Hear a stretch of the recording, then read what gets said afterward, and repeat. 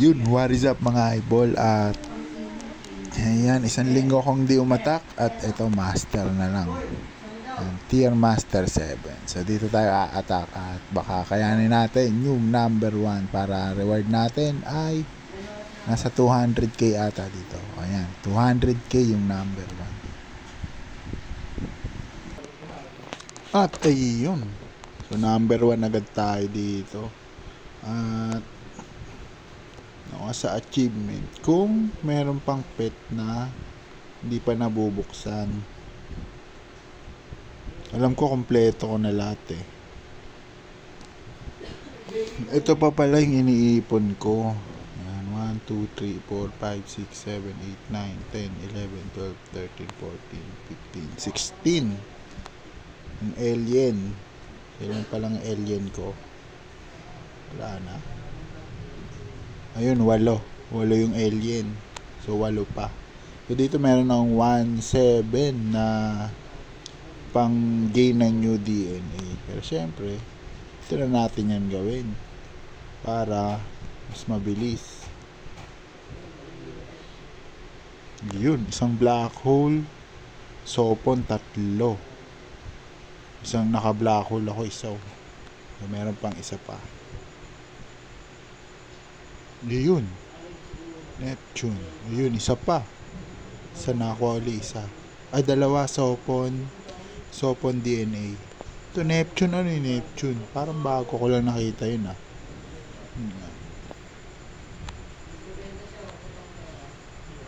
Ito kunin natin. Ayan. Sa Super Gacha meron na rin pala 100 sakto. Kunin na rin natin yan.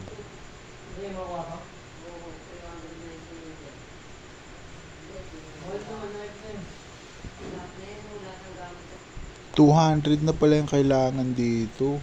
Hindi pala 100. Iwan ko na yung 20. Punin ko muna uli. Napansin. Okay na muna yan. Pero at least nakakuha naman din eh. So isa na lang kailangan.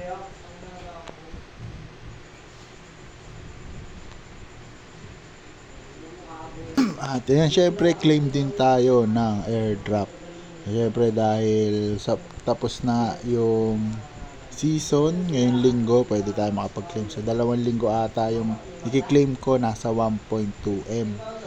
So yung sa mga gusto pa rin dyan sumali, ito season 2 na to mga eyeball. Tapos yung i-claim ko na airdrop ay yung season 1. So every week nagre-release lang siya ng token. Siguro depende sa rank mo. Kaya kailangan laruin mo pa rin siya. Kasi kung hindi ka maglalaro, hindi mo ma-unlock yung map token na nakuha nung season 1 airdrop. So, dito tapos syempre nakakuha na rin tayo ng points ngayong season para naman sa drop ng season 2. Baka ganun din yung gawin nila. Unti-unti din yung pag-release para hindi ka umalis agad sa game. Maglaro ka pa din para naman sa season. So, baka ganun lang yung gawin nila sa susunod ulit, season 2. So, eto na. Total claim. So, meron ako remaining na 11 million map. Tapos, yung may claim ko ngayon, 1.2M.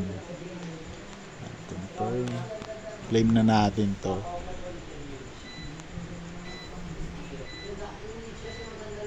Ayan, meron na siyang kaya hindi ko na agad kiniklaim agad. Kasi, ayan, meron na siyang network fee. So, ngayon, 1.1 yung SOPH na sa pagkiklaim.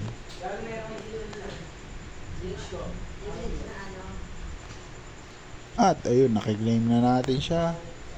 At syempre, iti-trade ko na agad yan. Papunta naman sa map token. At ayun, eto, tignan natin kung ilan ang mati-trade natin. So, ang price lang no, nasa 3 USD. Exchange na natin. So, makaka-receive ako ng 92 SOPH. Ganyan-ganyan lang tayo. Swap na natin agad yan sa SOPH.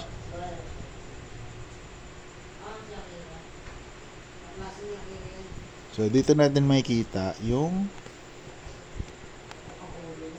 magkano yung pinaka gas fee. Pero ayun, nakalaki kasi no more gas fees. And Gaspi is always zero with Sopon Pay Master Enable. So parang nga nagbabayad nito yung mga kakolab ni Sopon ngayon. Pero in the future, magkakaroon na to ng Gaspi. So may kita rin naman natin yan dito. Meron niyang binayad na Gaspi. Ito yung na-Gaspi. Pero hindi tayo nagbayad niyan.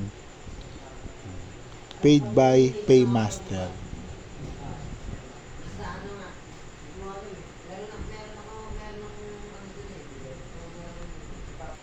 Siyempre, ito, nilalaro pa rin natin si World Craft. Si Craft World, tapos Axie.